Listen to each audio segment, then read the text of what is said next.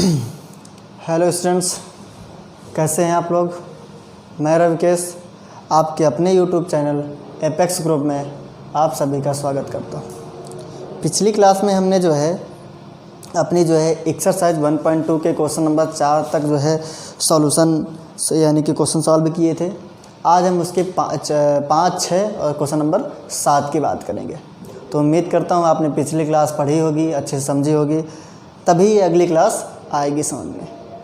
और एक चीज़ और ध्यान रखिएगा कि यदि आपने पिछली वीडियो को सही से नहीं पढ़ा है तो हमारे चैनल के प्लेलिस्ट में पड़ी हुई हैं, आप उनको अच्छे से देख सकते हैं।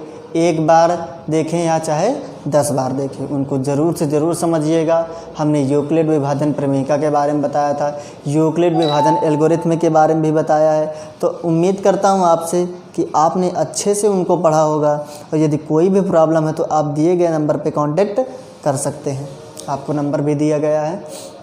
नहीं पता तो कोई बात नहीं, आप इसे नोट कर लीजिए 8953330329 पर आप कॉल कर सकते हैं या व्हाट्सअप कर सकते हैं अपनी प्रॉब्लम को।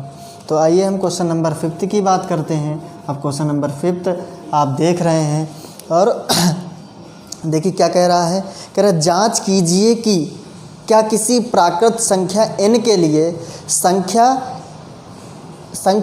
6 की पावर n अंक 0 पर समाप्त होती है। ये हमको जांच करना है।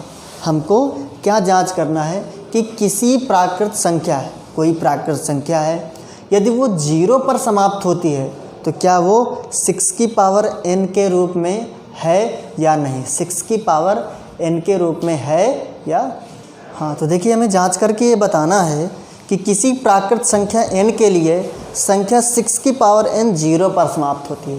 संख्या 6 की पावर n किस पर समाप्त होती है? 0 पर। तो आप जानते हैं कि किसी प्राकृत संख्या n के लिए किसी प्राकृत संख्या, जैसे आप पहले इसको लिख लो, कि जो हमारा 6 की पावर n है उसे हम 2 × 3 के घात के रूप में लिख सकते हैं, यानी कि 2 × 3 की पावर n ये लिख सकते हैं। आप देख रहे हैं कि हमसे यही कह रहा है कि आपको ये जांच करना है कि कोई प्राकृत संख्या n के लिए 6 की पावर n 0 पर समाप्त हो सकती है या नहीं। 0 पर समाप्त हो सकती है या नहीं हो सकती। तो मैं आपको यही बताना चाहता हूं कि जैसे आप देख रहे हैं 6 की पावर n की चर्चा कर रहा है, हमसे किसकी चर्चा कर रहा है? 6 की पावर n की। तो इक्वल टू 2 × 3 6 की पावर n, 2 × 3 की होल पावर n मैंने लिख दी। तो अब आप देख रहे हो कि 6 के जो अभाज्य गुणनखंड है, यानी कि 6 के जो अभाज्य गुणनखंड है वो कौन कौन से हैं? 2 और 3। कौन से हैं? 2 और 3। तो हम आगे चेक करेंगे क्या 2 और 3 से संख्या 0 पर समाप्त होती है या नहीं। तो अब आप देखिए, जैसा कि हमें प्रश्न में बताया गया है कि किसी प्राकृत संख्या n के लिए प्राकृत संख्या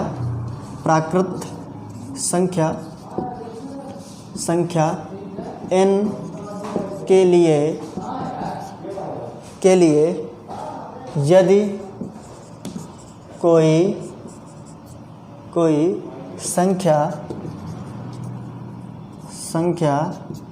0 पर समाप्त होती है तो 5 उसका गुणनखंड अवश्य होगा। आप देख रहे हैं कि हम बता क्या रहे हैं कि यदि किसी भी संख्या को 0 पर समाप्त होना है, किस पर समाप्त होना है? 0 पर। किसी भी संख्या को 0 पर समाप्त होना है तो उस संख्या का एक गुणनखंड, कौन सा गुणनखंड? एक गुणनखंड 5 जरूर से जरूर होगा। आप देख सकते हैं, अगर हम 10 लेते हैं तो 2 और 5 इसके गुणनखंड बनते हैं। 20 लोगे तो 2 2 5 बनेंगे और 30 लेंगे तो 2 3 5 बनेंगे।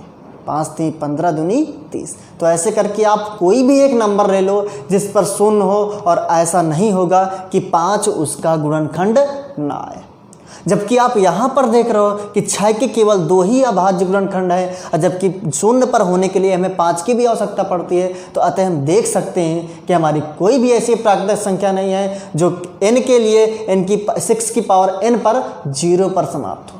तो हम आगे नीचे यही थ्योरी लिखेंगे कि इस कथन से स्पष्ट है कि, लिख लीजिएगा आप, इस कथन से स्पष्ट है कि कोई भी संख्या को, यदि कोई किसी भी प्राकृतिक संख्या को यदि 0 पर समाप्त होना है तो उसका जो है एक गुणनखंड 5 होना आवश्यक है। और यहाँ पर हम अपने क्वेश्चन में देख रहे हैं कि 6 की पावर n पर 2 और 3 ही अभाज्य गुणनखंड हैं, इसलिए जो है इस क्वेश्चन के लिए 0 पर होना संभव नहीं है। कौन 0 पर होना संभव नहीं है? 6 की पावर n 0 पर होना संभव नहीं। आइए बच्चों, एक बार इसे फिर समझ लेते हैं क्योंकि क्वेश्चन बहुत ही प्यारा है और उम्मीद करता हूँ कि आपको समझ में भी आएगा। क्वेश्चन फिर से पढ़ता हूँ मैं एक बार। क्वेश्चन कह रहा है कि जांच कीजिए कि, क्या करनी है हमें? जांच करनी है कि किसी प्राकृत संख्या n के लिए संख्या 6 की पावर n 0 पर समाप्त होती है या नहीं, यह हमें जांच करनी है। तो आप देख रहे हैं कि सबसे पहले जो संख्या हमारी 6 की पावर n है उसे हम कुछ अभाज्य गुणनखंड के रूप में लिख देंगे, जो आपके सामने लिखा है 2 × 3 की होल पावर। अब हम रही बात 0 की बात करते हैं, तो हमने कहा प्राकृत संख्या n के लिए यदि कोई संख्या 0 पर समाप्त होती, ध्यान से इस कथन को सुनिएगा, प्राकृत संख्या n के लिए यदि कोई संख्या 0 पर समाप्त होती है तो 5 उसका एक गुणनखंड अवश्य होगा। एक यानी कि एक जो है गुणनखंड 5 जरूर से जरूर, 5 एक से क्या 2 बार भी आ सकता है, लेकिन मैं तात्पर्य ये सिर्फ बताना चाहता हूँ कि एक से ज़्यादा भी हो सकते हैं, एक से ज़्यादा भी हो सकते हैं। तो देखो 5 जरूर होगा। और जहाँ तक हम देख रहे हैं कि 6 की पावर n में हमें कोई भी 5 नहीं मिला, सिर्फ 2 मिले, 2 और 3, इसलिए मैं इस कथन से स्पष्ट है कि 5 जो है शून्य पर n की 6 की पावर n 0 पर समाप्त नहीं होगी। क्यों नहीं होगी उसका रीज़न मैंने आपको बता दिया। आइए क्वेश्चन नंबर 7 देखते हैं। क्वेश्चन क्या कह रहा है, पढ़ते हैं उसे। 7 नहीं 6 देखते हैं। क्वेश्चन नंबर 6 ये कह रहा है कि व्याख्या कीजिए कि दो संख्याएं हमारे पास 7 × 11 × 13 + 13, और एक और संख्या है हमारे पास 7 × 6 × 5 × 4 × 2 × 1 + 5। कह रहा है कि भाज्य संख्याएं क्यों हैं, भाज्य संख्याएं क्यों हैं। तो सबसे पहले आप पहली संख्या देख रहे हैं, इतना देखिए, आप बीच में प्लस लगाए, फिर ये देखिए तो हम देख रहे हैं कि दोनों से 13 कॉमन मिल रहा है। 13 हमने कॉमन ले लिया, अंदर क्या बचा 7 × 11 और +1 ये बचा। तो आप इस संख्या को देख रहे हैं, यह संख्या इस संख्या का एक गुणनखंड, इस संख्या का उभयनिष्ठ गुणनखंड, उभयनिष्ठ या केवल गुणनखंड कह सकते हैं, गुणनखंड 13 है, इसलिए यह एक भाज्य संख्या है। या कह सकते हैं यह संख्या 13 से विभाज्य है, इसलिए यह एक भाज्य संख्या है। हाँ देखिए, अब 13 से विभाज्य, आप 13 से भाग करिए, ये संख्या 13 से 13 कट जाएगी, क्योंकि 13 क्या है, इसका एक गुणनखंड, क्योंकि दोनों में 13 मिल रहा है। इसी प्रकार इस संख्या और इस संख्या में देखेंगे 5 हमें मिल रहा है, तो 5 बाहर निकालेंगे, 7 × 6 × 4 × 2 इस यहाँ पर भी 3 था, यही मैं चेक कर रहा था कि यहाँ पर कहीं 3 छूट तो नहीं गया, 3 भी है, तो 3 और × 2 × 1 +1, क्योंकि 5 हमने कॉमन ले लिया। अब आप देखिए यहाँ पर फिर से लिखेंगे, यह संख्या 5 से विभाज्य, ये भी कर दिए। यह संख्या 5 से विभाज्य है, अतः संख्या भाज्य संख्या है, तो देखिए आप क्यों है, सवाल में कह रहा है क्यों भाज्य है, तो आप देखिए 13 से विभाज्य है, ये 5 से विभाज्य है। तो हमारे सारे जो क्वेरी हैं, जो क्वेश्चंस उठ रहे हैं, वो सारे पूरे हो गए। आइए क्वेश्चन नंबर 7 देखते हैं। आइए बच्चों क्वेश्चन नंबर 7 देखते हैं। क्वेश्चन क्या कह रहा है, किसी खेल के मैदान के चारों ओर एक वृत्ताकार पथ है। इस मैदान का एक चक्कर लगाने में सोनिया को 18 मिनट लगते हैं, जबकि इसी मैदान का एक चक्कर लगाने में रवि को 12 मिनट लगते हैं। तो मान लीजिए वे दोनों एक ही स्थान पर और एक ही समय पर चलना प्रारंभ करते हैं, एक ही दिशा में चलते हैं, तो कितने समय बाद वे पुनः स्थान पर मिलेंगे। तो आपको एक बात बता दें कि इस संख्या में हमको पुनः मिलने की बात की है। कुछ लोग ये कहेंगे कि उभयनिष्ठ हो रहा है, नहीं।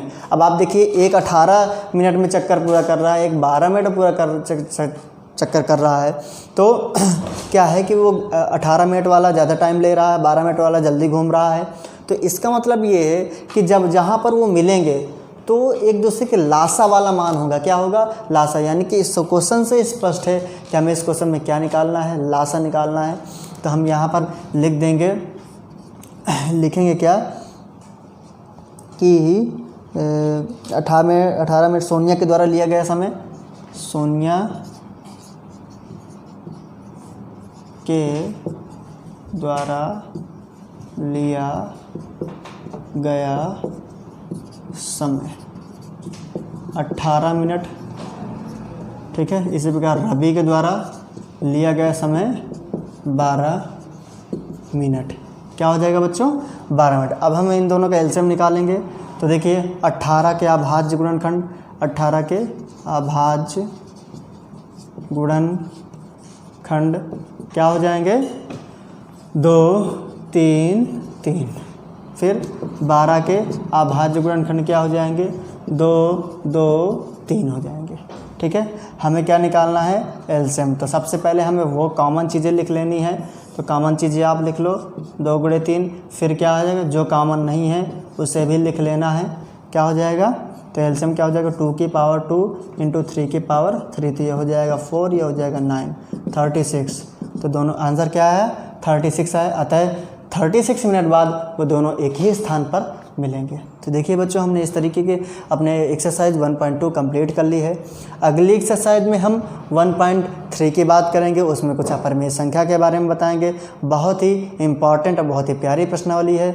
इस वीडियो के बाद उसे देखना मत भूलिएगा। हाँ, जो भी परेशानी है आप दिए गए नंबर पर कॉन्टेक्ट कर सकते हैं और पिछली कक्षाओं को ध्यान से पढ़ें, तभी आगे कक्षाओं में कुछ समझ में आएगा।